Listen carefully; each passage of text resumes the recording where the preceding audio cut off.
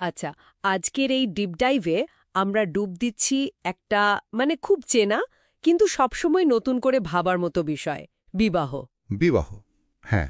আমাদের হাতে আছে সোমন দেবনাথের পরিবর্তনের যুগে প্রেম বইটা।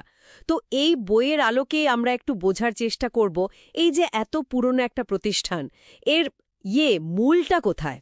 ঠিক। সময়ের সাথে সাথে ধারণাগুলো কিভাবে বদলালো আর এখন কোথায় দাঁড়িয়ে, এর ভবিষ্যৎটা কি। আমাদের লক্ষ্য হলো এই পুরো বিবর্তনটা একেবারে আদিম জৈবিক প্রয়োজন থেকে আজকের এই জটিল সামাজিক সাংস্কৃতিক প্রেক্ষাপট, এই পুরো ব্যাপারটা একবার ঘুরে দেখা, বিশেষ করে দেবনাথের দৃষ্টিভঙ্গি থেকে আর কি। ঠিক বলেছেন, কারণ বিবাহ তো শুধু একটা ব্যক্তিগত সম্পর্ক না, তাই না? এটা একটা আস্ত সাংস্কৃতিক কাঠামো বটে। অবশ্যই। যা আসলে ঐতিহ্য, ধর্ম, আইন এইসব দিয়ে গড়া।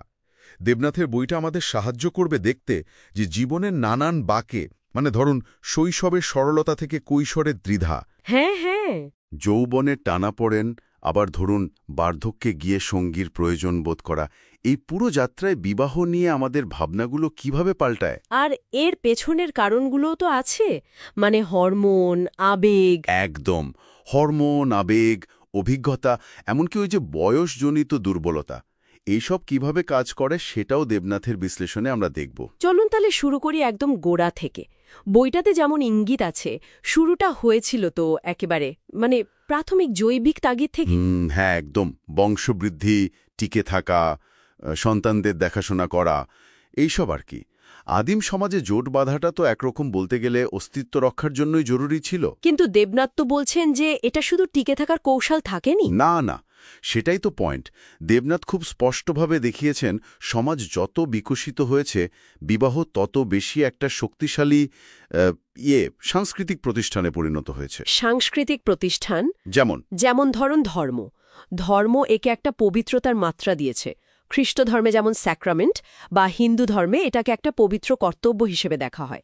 আচ্ছা, আবার আইন একে দিয়েছে একটা কাঠামো, উত্তরাধিকারের প্রশ্ন, সম্পত্তির অধিকার, এইসব জুড়ে দিয়ে। আর ঐতিহ্যও তো আছে, যৌতুক, কন্যাপণ। ঠিক, ঐতিহ্য এইসব নিয়মকানুন দিয়ে একে আরও জটিল করেছে।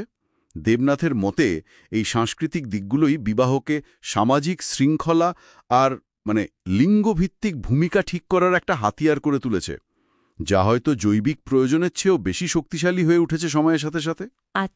আচ্ছা, এই ধারণাগুলো জীবনের বিভিন্ন ধাপে কিভাবে বদলায়? শৈশব বা কৈশোর নিয়ে কি দেবনাথ কিছু বলেছেন? শৈশবে তো ব্যাপারটা বেশ রূপকথার মতো লাগে। হ্যাঁ, তা তো লাগেই। কিন্তু কৈশোরে এসেই তো স্বাধীনতার ইচ্ছেটা খুব জোরালো হয়। তখন প্রতিশ্রুতির ধারণার সাথে একটা সংঘাত হয় না? ঠিক তাই, দেবনাথ এটাই দেখিয়েছেন। শৈশবের ওই সরল কল্পনার পর কৈশোরে আসে সংশয়, দ্বিধা। প্রাপ্তবয়স্ক জীবনে এসে মানুষ বাস্তবতার মুখোমুখি হয়, ভালোবাসা খোঁজে, নির্ভরতা খোঁজে, বা হয়তো একটা পারিবারিক জীবনের ইচ্ছে থাকে। আর বার্ধক্যের ব্যাপারটা আপনি বলছিলেন দেবনাথ ওটার ওপর জোর দিয়েছেন। হ্যাঁ, বিশেষভাবে আলোকপাত করেছেন। তিনি বলছেন এই পর্যায়ে সঙ্গীর প্রয়োজনীয়তাটা শুধু একাকিত্ব বা শারীরিক দুর্বলতার জন্য নয়, আধুনিক সমাজে যে ক্রমবর্ধমান বিচ্ছিন্নতা, সেটাও একটা বড় কারণ। ইন্টারেস্টিং। আর কিভাবে অক্সিটোসিন বা ডোপামিনের মতো হরমোন আর জীবনের এত বছরের অভিজ্ঞতা আমাদের দৃষ্টিভঙ্গি পাল্টে দেয়, বইটাতে তার বেশ ভালো আলোচনা আছে। এবার একটু এখনকার সময়ে আসি। দেবনাথ তো কিশোর স্বাধীনতা বা জুভেনাইল ফ্রিডমের কথা বলেছেন। এর মানে কি এই যে তরুণ প্রজন্ম বিয়ে করতেই চাইছে না? না, ঠিক তা নয়। কিশোর স্বাধীনতা বলতে দেবনাথ বুঝিয়েছেন তরুণ প্রজন্মের মধ্যে আত্মনির্ভরশীলতা আর নিজের লক্ষ্য পূরণের আকাঙ্ক্ষাটা এতটাই বেড়েছে আচ্ছা, যে তারা একটা কমিটেড সম্পর্কে জড়ানোর সিদ্ধান্তটা একটু পিছিয়ে দিতে চাইছে, স্বাধীনতাটাকে আরও কিছুদিন রাখতে চাইছে আর কি। ও আচ্ছা, কমিটমেন্ট ফবিয়া নয়, বরং প্রায়োরিটির বদল। অনেকটা তাই। এর সাথে আবার যোগ হয়েছে ক্যারিয়ার গড়ার চাপ, অর্থনৈতিক অনিশ্চয়তা। দেবনাথ আরও একটা জরুরি বিষয় বলছেন, নারী শিক্ষা আর কর্মসংস্থান বাড়ার ফলে নারীদের কিন্তু বিবাহের ওপর আগের মতো নির্ভরশীলতা নেই। সেটা তো বটেই।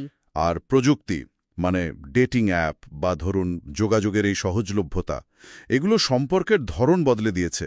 অনেক ক্ষেত্রে কমিটমেন্টের ধারণাকেও হয়তো একটু হালকা করে দিয়েছে। আর ধর্মনিরপেক্ষতার প্রভাব কতটা? সেটাও একটা বড় ফ্যাক্টর। বিবাহ এখন আর আগের মতো ধর্মীয় বা সামাজিক বাধ্যবাধকতা নয়। অনেকের কাছে এটা এখন পুরোপুরি একটা ব্যক্তিগত পছন্দের ব্যাপার। তার মানে দেবনাথের বিশ্লেষণ অনুযায়ী বিবাহ একই সাথে নিরাপত্তা আর সীমাবদ্ধতা এই দুটো দিকই ধারণ করে। একদিকে মানসিক শান্তি, স্থিতিশীলতা, অন্যদিকে হয়তো ব্যক্তিগত আকাঙ্ক্ষা পূরণে কিছুটা বাধা। অবশ্যই দুটো দিকই আছে। আর দেবনাথ এটাই জোর দিয়ে বলেছেন যে জীবনের সার্থকতা বা পরিপূর্ণতা খুঁজে পাওয়ার জন্য বিবাহই কিন্তু একমাত্র রাস্তা নয়। ঠিক।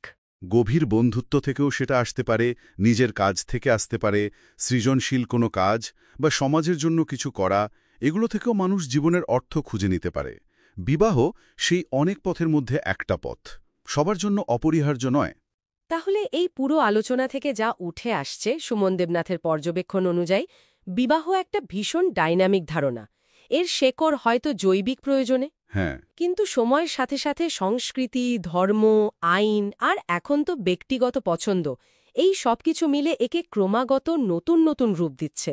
লিঙ্গ ভূমিকার বদলানো, প্রযুক্তি, সামাজিক মূল্যবোধের পরিবর্তন, এগুলো আজও একে প্রভাবিত করে চলেছে। একদম। আর এখানেই ভবিষ্যতের জন্য একটা বড় প্রশ্ন উঠে আসে। দেবনাথও তার বইয়ের শেষে এই প্রশ্নটাই রেখেছেন। কি সেটা? যেহেতু লিভ ইন রিলেশনশিপ বা ধরুন পলিমরি মানে একাধিক সঙ্গীর সাথে সম্পর্ক কিংবা গভীর বন্ধুত্ব বা এমনকি একা থাকা, এই বিকল্পগুলো ক্রমশ জনপ্রিয় হচ্ছে। হ্যাঁ, হচ্ছে তো।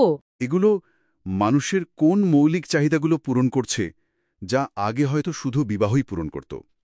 আর এই চাহিদাগুলো মেটানোর জন্য ভবিষ্যতের সম্পর্কগুলোর চেহারা মানে কেমন হতে পারে? এটা সত্যি একটা ভাবনার বিষয়। এই ভাবনাটাই বোধহয় আমাদের আজকের আলোচনার শেষে সবার জন্য রেখে দেওয়া যায়।